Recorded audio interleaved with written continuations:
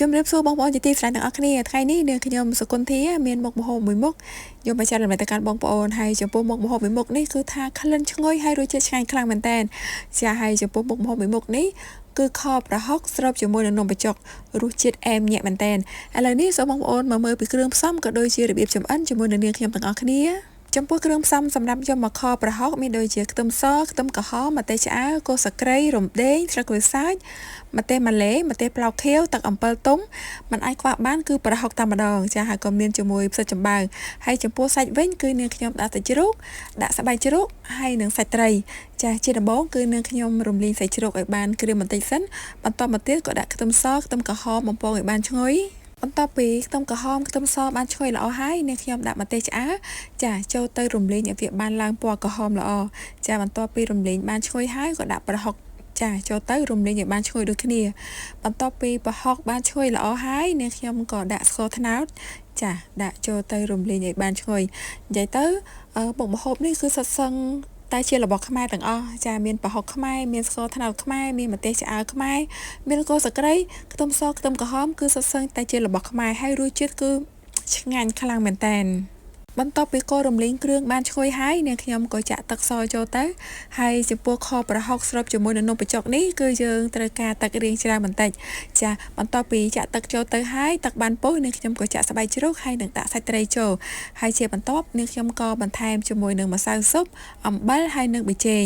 ចាបន្ទាប់ពីបានដាក់គ្រឿងផ្សំទាំងអស់នោះចូលទៅគឺយើងធ្វើការរំងាស់ហើយចំពោះការរំងាស់គឺយើងអត់ប្រើភ្លើងខ្លាំងទេចាបើសិនបើជាយើងដាក់ភ្លើងខ្លាំង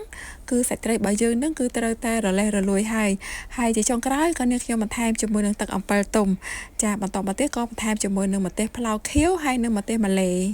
បន្ទាប់ពីបានដាក់គ្រឿងផ្សំទាំងអស់ចូលទៅរួចរាល់ហើយគឺនាងខ្ញុំរំងាស់ដោយប្រើភ្លើងតិចតិចរំងាស់រហូតដល់ប្រហុករបស់យើងងុំឈ្ងុយលែងមានក្លិនឆ្អាបហើយជាចុងក្រោយក៏នាងខ្ញុំបន្ថែមជាមួយនឹងផ្សិតចំបើងចាបន្ទាប់ពីបន្ថែមផ្សិតចំបើងចូលទៅក៏នាងខ្ញុំរំងាស់បន្តិចទៀតចាដើម្បីឲ្យផ្សិតចំបើងរបស់យើងនឹងបានឆ្អិនល្អចាឥឡូវនេះខប្រហុករបស់នាងខ្ញុំគឺជះក្លិនឈ្ងុយមកខ្លាំងមែនតើចាបន្ទាប់ពីឆ្អិនរួចរាល់ហើយគឺរៀបចំដួសដាក់ចានចាឆ្ងាញ់បំផុតគឺក្បាលត្រីនឹងតែម្ដងចាមានក្បាលត្រីហើយមានពោះត្រីទៀតហើយចំពោះខប្រហុកនេះផងដែរគឺបងប្អូនគាត់ចេះធ្វើនិយាយទៅគឺថាសឹងថាគ្រប់គ្នាត្រូវហ៎ប៉ុន្តែភាគច្រើនគឺបងប្អូនធ្វើខប្រហុកញ៉ាំតែជាមួយនឹងបាយចាថ្ងៃនេះគឺនាងខ្ញុំបង្ហាញពីខប្រហុកស្រូបជាមួយនឹងនំបញ្ចុកចាគឺថាឆ្ងាញ់ខ្លាំងមែនតើបងប្អូនដែលអត់ធ្លាប់ខប្រហុកស្រូបជាមួយនឹងនំបញ្ចុកចាបន្ទាប់ពីឃើញវីដេអូរបស់នាងខ្ញុំហើយអាចសាកល្បងធ្វើតាមនាងខ្ញុំបានគឺសូមធានារសជាតិឆ្ងាញ់ខ្លាំងតែម្ដងរដូវកាលសែនឆេងមេបែបនេះប្រហែលជាបងប្អូនតលន់ជ្រូកខ្វៃតលន់ទាខ្វៃអីហើយចាបើសិនជាបងប្អូនតលន់ម្ហូបចិនហើយចាក៏អាចងាកមកធ្វើខប្រហុកស្រូបនំបញ្ចុកដូចនាងខ្ញុំនេះបានគឺសូមធានាថាឆ្ងាញ់មែនតើ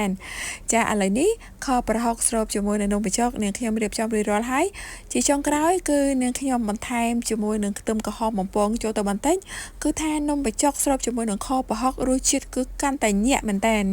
ចាឥឡូវនេះគឺរៀបចំរួចរាល់ហើយចំពោះខប្រហុករបស់នាងខ្ញុំនេះមិនត្រឹមតែស្រូបជាមួយនឹងនំបញ្ចុកទេញ៉ាំជាមួយនឹងបាយផ្ទាប់ជាមួយនឹងបន្លែធម្មតាក៏បានដែរចាគឺថាឆ្ងាញ់ដូចគ្នា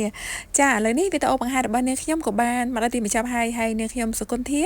ក៏សូមអរគុណបងប្អូនទាំងអស់គ្នាដែលបានតាមដានខ្សែវីដេអូមួយនេះពីដើមដល់ចប់ជាមួយនឹងនាងខ្ញុំបើសិនបើជាបងប្អូនពេញចិត្តរកការបង្ហាញរបស់នាងខ្ញុំសូមបងប្អូនជួយចុច like ក៏ដូចជា share ចែករំលែកដើម្បីទទួលបានវីដេអូថ្មីៗរបស់នាងខ្ញុំចាហើយនាងខ្ញុំសុគន្ធាជម្រាបលាបាយបាយ